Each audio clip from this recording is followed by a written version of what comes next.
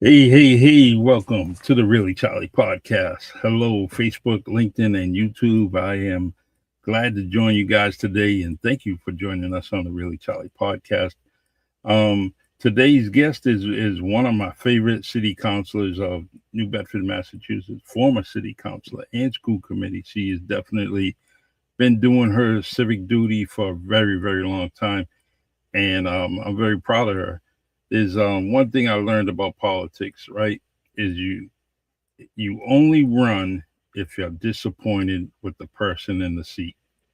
And guess what? Every time Ramona was running and had her elected duties, I didn't have to worry about running for any elected position because I was very, very satisfied of what she was doing and proud of her to be my friend and everything that she's doing. So today we have some information, and the information is this is very important. We're going to talk about something that affects every voter in New Bedford, and that's the 2026 elections.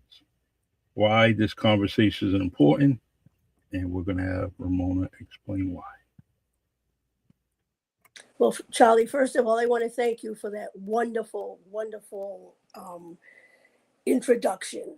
Well It means deserved. a lot. Thank you very much. Um, as you mentioned, today we're going to be talking about why is voting so important. And people need to understand, first of all, that voting is more than checking a name on a ballot, and that all politics start at the local level. That's why voting is so important. Excuse me. An informed voter should know who the candidates are. What they have actually done is also very important. Who is financing their campaign? And whether or not the information we're hearing about them is accurate. My purpose today I'm not here to tell people how to vote, Charlie. It's to give the people some simple tools so they can make the most important decisions for themselves that impact their daily lives. Hmm. Yeah, it's all right. Let's start with the basics. The basics is when is the Massachusetts primary? The Massachusetts state primary is actually next Tuesday, September 1st, and the polls open at 7 a.m. and they close at 8 p.m. Early voting is going on now. Early voting was from August 22nd and it ends August 28th. And you can do your early voting at the election office downtown. The general election is November 3rd, 2026. And that's an important distinction because the question three that I'm sure a lot of people have heard about and are familiar about with the all-state primary party voting is going to be on that ballot, not on this primary ballot.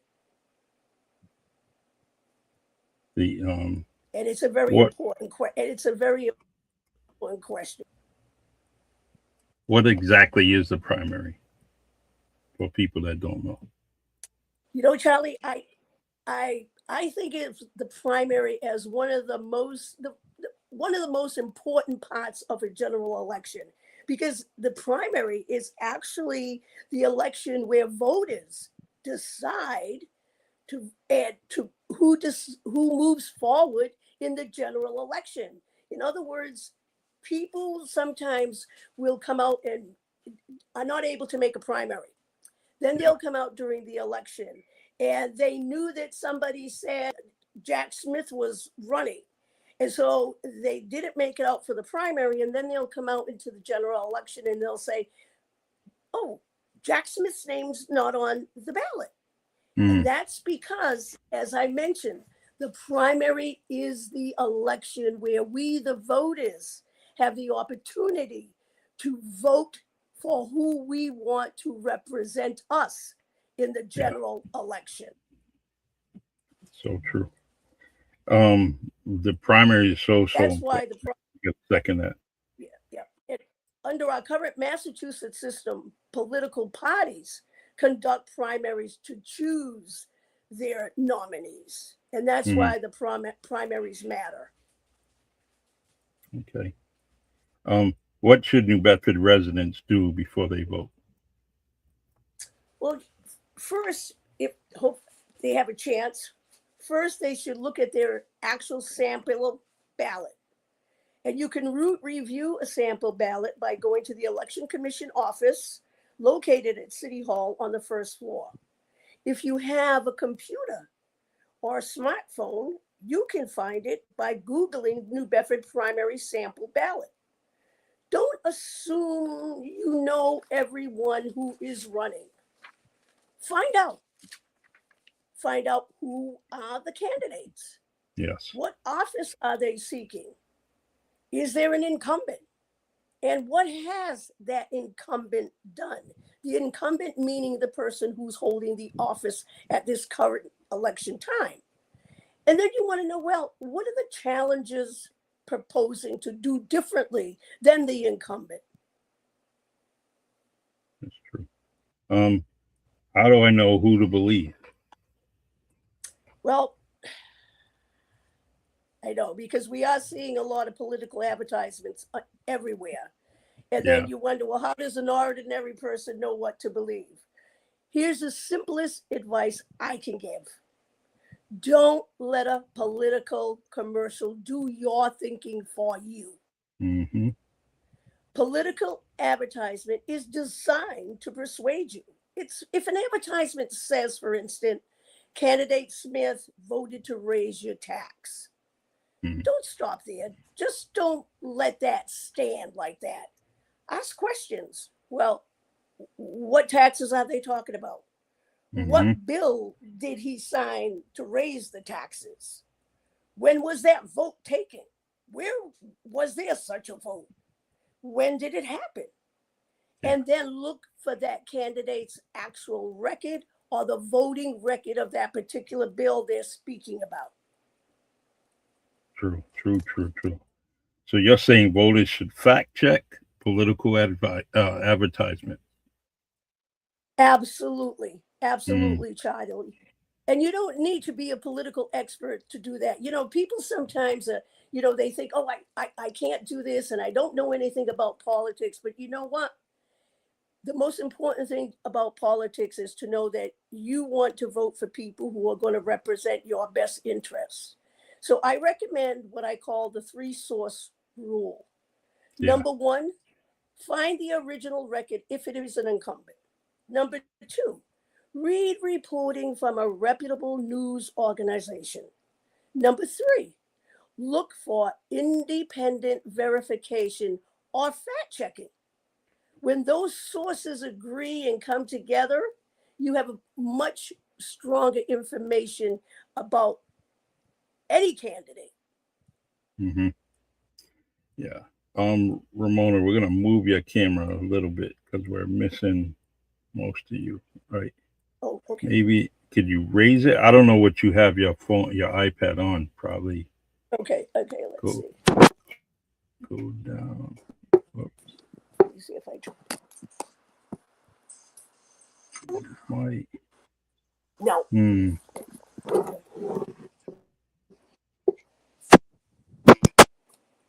Yeah, we're gonna leave it like that because Um the maybe if you because all I see is like from your eyebrows down.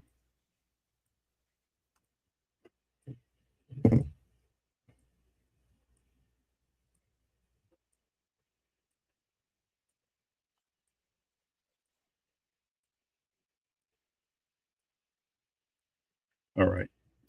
So what Ramona is saying is the fact check. Do some research, check out everything that they're advertising. Everyone's check. Everyone can kind of do a good show. And get things scripted and say all the right things. Um, yeah.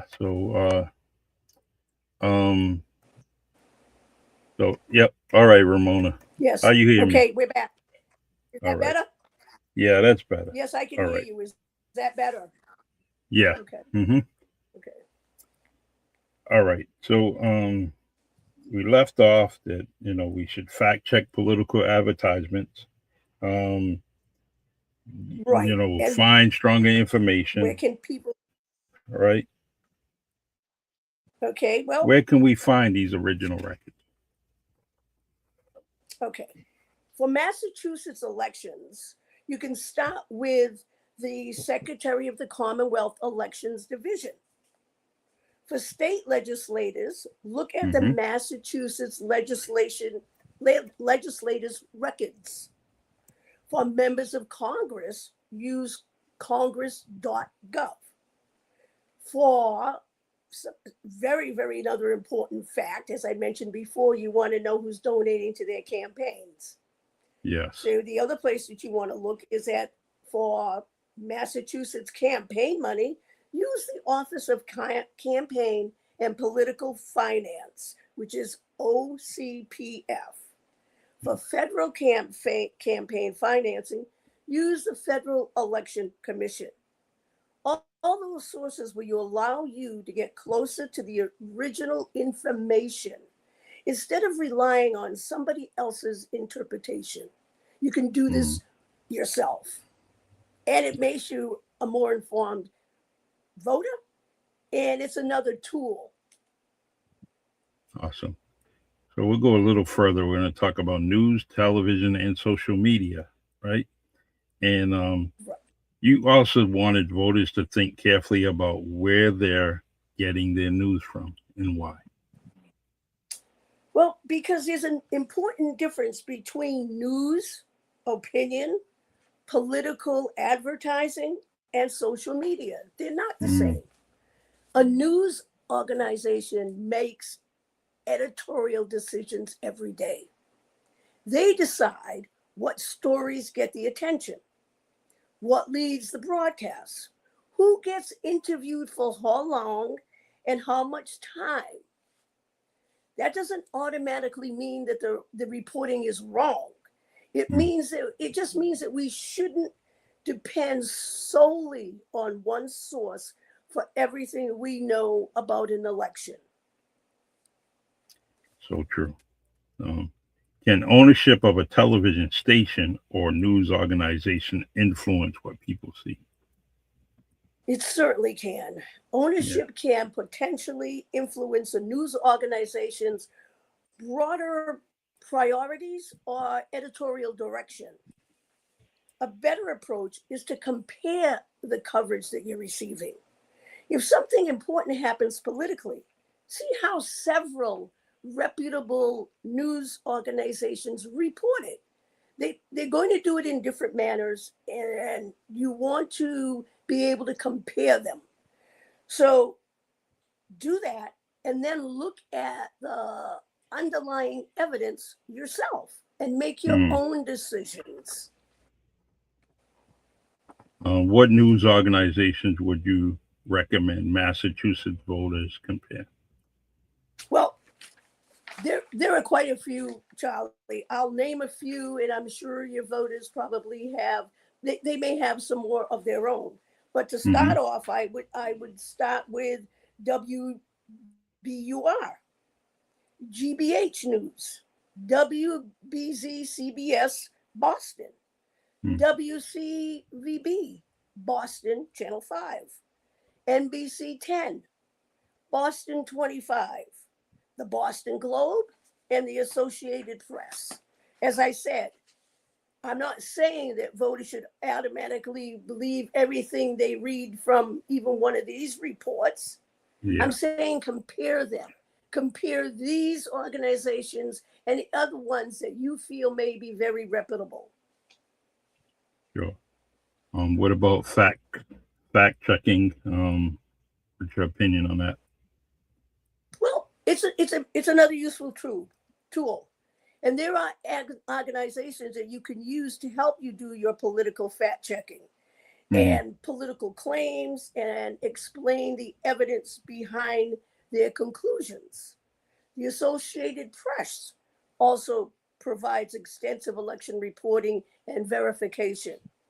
The Politic Fact examines individual political claims. Massachusetts news organizations are examining claims made by candidates in our 2026 races. The most important thing is this: don't just read the ratings, read the evidence, compare the evidence, decide for yourself based on the tools you've used, the evidence you formulated and acquire to make the decisions to vote based on your personal interest and how it impacts your daily lives. Exactly. Let's turn to question 3. And what exactly is question 3? I'm so glad you mentioned that too. Question 3 will appear on the November 3rd ballot. It won't be on the primary ballot, but it deals with how Massachusetts conducts our state primary elections. The easiest way to understand it is this: Massachusetts currently has political primary elections. Question 3 proposes moving what they call the covered elections to an all-party top 2 primary system. Can you explain the top 2 in plain English? Absolutely. All of the candidates would compete together in the primary race. Voters would choose amongst them. All of their names would be on the same ballot. The 2 candidates receiving the most votes move on to November, regardless of their political party affiliation. That's the key. Kind of, well, I'll get back to that. So could 2 Democrats end up running against each other in November? Yes, absolutely. And 2 Republicans could theoretically advance as well. The determining factor would be who finishes first and second, rather than making sure each major political party has a nominee on the general election in November. Crazy. What does voting yes mean on question 3? What does voting yes in question 3 mean? It's quite simple. Voting yes means changing the current system as we know it. You are supporting the proposed all-party top 2 primary structure. The 2 top vote getters advance to the general election regardless of party affiliation. And what does voting no mean? Well, voting no keeps the existing primary structure. Political parties would continue using their primary processes to select nominees who can advance to the general election. So the voters would have the option to select from the candidates who they affiliate, party affiliation. Okay. All right. Let's see. Why do supporters want question 3? Okay, and supporters generally argue that more voters should be able to consider the entire field of candidates. They argue it could create more competition, particularly in places dominated by one political party. They also believe candidates might have an incentive to appeal to a broader range of voters instead of just primarily appealing to voters within their own party. But I want to emphasize, those are arguments for the proposal, not guarantees about what will happen. Yeah, exactly. Um, let's see. All right. What are the opponents saying? The, the opponents are saying that they argue that political parties should be able to choose their own nominees. In other words, the voters who are coming to the election should be able to choose their own political nominees. They also pointed out that in a top two system, November could have two candidates from the same political party. Mm-hmm. That could mean another party or a smaller party doesn't have a candidate in the general election. Again, those are arguments against the proposal. My goal isn't to tell listeners and voters which argument is right. It's just to help make sure that they understand the choice of yes and no.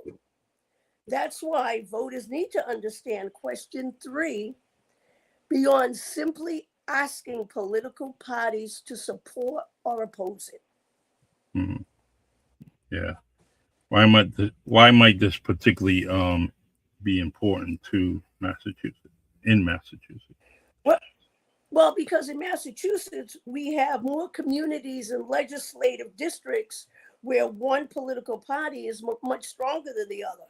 So the Mm, real question becomes who should determine which candidates reach November? yeah. Should each political party choose its nominee separately? Or should voters choose from all of the candidates together and send the top two forward? That's the fundamental choice voters are being asked to make. Mm. Um, Before someone votes for a candidate, what questions should they ask? Okay, I would start, Charlie, with 6 simple ones. The first one, if it's an incumbent again, Mm-hmm. or even a challenger, what has this candidate actually done to win my vote? If it is an incumbent, how have they voted in the past? What legislation have they sponsored? And Mm-hmm. again, you can, as I said before, you can look that up. What who contributes to their campaign? And what are they promising now? And finally, more important, does their record match what they're telling us during the campaign? True. What about choosing a candidate simply because they're Democrat or Republican or a Well, Republican? party affiliation does give voters information about a candidate's general political alignment, but it doesn't tell you everything about that individual. Look beyond the letter next to the name. Mm-hmm. Look at the person's record, experience, positions, Yeah. judgment, and conduct. Then make your own opinion Mm-hmm. or decision. Yeah. And I always say, vote for the person interested in your personal interests and who impacts your everyday life. True. Um, and let's see. We're gonna continue with why your vote matters. And some people say my one vote doesn't matter. And what would you tell them? Well, first of all, and I always use this example. Listen, I won a race where one vote did count. So Mm-hmm. every vote counts, especially in a democracy, because in a democracy, it's is not based on one person's vote deciding everything. Yeah. It's based on millions of individual citizens' participations. Local elections and primaries can sometimes be decided by relative small group of votes. Yeah. And voting does more than determine who's president. It determines who represents your community and government and who makes decisions involving taxes, education, public safety, housing, transportation, and many of the other issues that affect our everyday lives as voters. Man, that's nice information, great information. So, what's your message to someone that's thinking about sitting out this election? You know, people sometimes say, and you mentioned, my vote doesn't count. You know what? Mm, Everybody's vote counts. You don't have to be a political expert. You don't have to watch TV news every night. And you don't have to agree with your neighbor. But democracy works best when citizens participate and make informed decisions. yes, Your responsibility isn't to vote the way somebody tells you to vote. Your responsibility is to learn enough to make your own decision to vote. so true. So true. Um, Before we finish, give New Bedford voters your checklist. Absolutely. And we've been talking about this the whole time, and I really appreciate you Mm-hmm. having me on to discuss this very, very important matter, especially at this time of year or any time of year. Yes. First of all, know what's on your ballot. And as I said before, you can obtain a sample ballot prior to the election right at City Hall. Research the candidates, and I think I've mentioned some tools that will help you do that. Look at voting records. They're so important, especially with incumbents, because it will tell you how they have voted and if they follow through on whatever they told you they were going to do during their campaign. Follow the campaign money. You want to vote for somebody who has your best interests at heart. So follow the money. Mm, Compare several news sources. The ones I've mentioned, other ones you may know or have privy to. Fact check major political claims. That is so important. People can tell you anything. Fact check them. And for question 3, understand what yes changes and what no preserves. And yeah, finally, the most important thing I can tell you, vote. Vote like your life depends on it, because it does. sure does. It sure does. Let's see. Any final thought? Yes, I do, Charlie. Your vote belongs to you. It doesn't Mm, belong to a political party. It doesn't belong to a television station. And it doesn't belong to a social media or Facebook page. It doesn't belong to a political advertisement. Listen to everyone. Verify what you hear. Look at the evidence. And then walk into that voting booth and make the decision that you believe is right for you, your community, the Commonwealth, your democracy, and most of all, your personal interests. That's what an informed voter does. exactly. Well, Thank you. that man, that was a as they call video log. That was definitely a whole lot of good information that I think that should be shared almost every day because I mean every year we have an election, whether it's state or whether it's local. But every Right, year, this country gives you an opportunity to vote for something. And when you think of it, every whether it's local or state, everything that you mentioned applies um, each year. Locally and state. So I think that you hit the nail on the head. Um, you and your other co-authors. You did a great job on this. I truly appreciate what you did, and continue to be that And civic-minded person. yes, and as I mentioned and I mentioned in the beginning that all politics are local, and you're absolutely right. The information and the tools that I've mentioned tonight can be used in your local elections, your state elections. It's a way to become an informed voter and realizing and recognizing that you know what your one vote does count. Mm. It's very important. Ever since I've been voting, I missed one election, and that was a primary. Um, I didn't miss the election. I just missed that opportunity in the primary.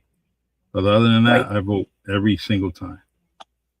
In I in any election, but especially a local election, as I mentioned before, those primary elections are where you're going to see Jack Smith's name.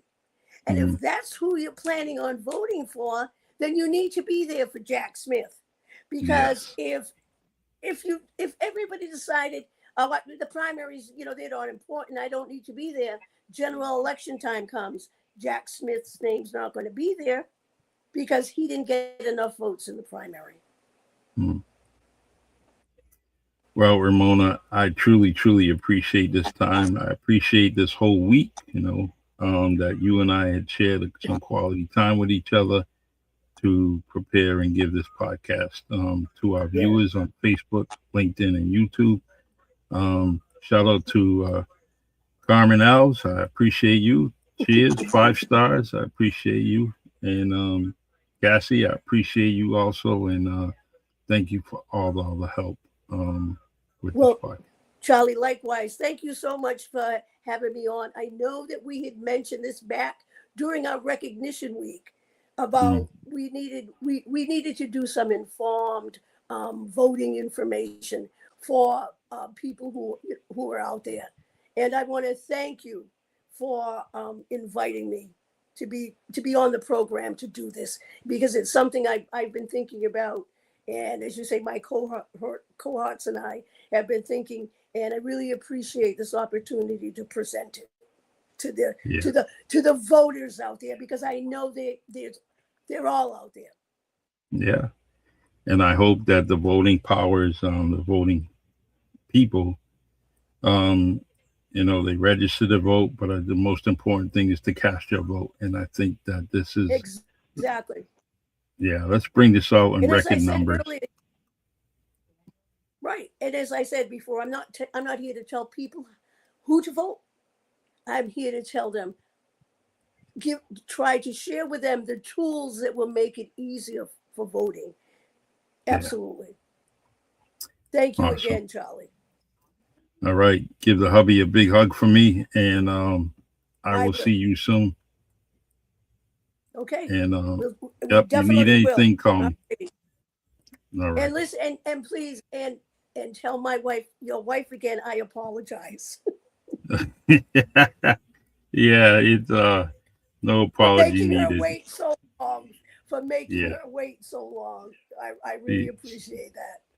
she All understood. right, honey. She You have a understood. great rest of the night. Yes, you also. Thank you. All All right. right. Okay. Bye bye. Bye. Well, hey, there's always, well, I gotta always say that I always enjoy my conversations with Ramona Silva. Regardless of what we're talking about, I like to meet and greet her. Only the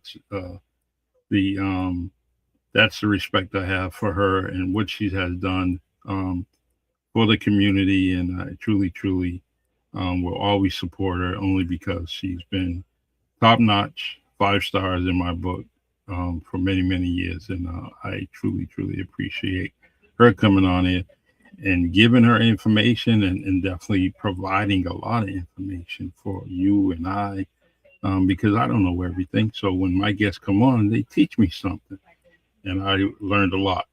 For one is question three. Wasn't aware of it until I spoke to Ramona, and that's the best thing is that you know what? Here, I think I'm involved with politics a little bit, more so back in the past than now, but I also, I missed that. I missed question three. So now I understand it. I already started doing my little research on it. And guess what? When it comes time to vote in November on question three, I already know where I'm going to go. So thank you for joining the Really Charlie podcast. We have so many things going on with the podcast. Guests are ready to come on, where I can't be obligated to just do it one day out of the week or 2 days out of the week. It's getting to the point where I have to kind of extend it to do it on Thursdays like we did right now. Special episode with a special guest. So I'm going to continue to do this. I'm also going to be putting out some young people, some young, great minds that are out there and that are thinking already of what they want to do. Whether they're beginning high school or whether they want to be a doctor, engineer, lawyer, police officer, teacher, nurse, everything. They're already thinking about it. So I'm trying to bring those teenagers on board of the Really Charlie podcast so they can talk about what they're doing and what their goals are, and also inspire their peers, their people that are around them. So this is going to be great, great, great, great show coming up next Tuesday. So I want you guys to come and join me and see this young, fabulous woman, a young girl, young lady come on here, and she's going to talk shop about what her goals are. All right. Young minds. Don't want to waste them. You want to encourage them. All right, everyone. Thank you. Join me every Tuesday, 8 o'clock on YouTube, LinkedIn, and Facebook. It's usually around 8 p.m. Eastern time. I truly appreciate it. My other podcast is Sometimes You Have to Lose Yourself podcast, and that's me and Coach. We come on at 8:30 on Wednesdays. And like I said, I'll be entertaining other people on other days too. So, all right. Thank you. And from the podcaster that loves you, have a good night.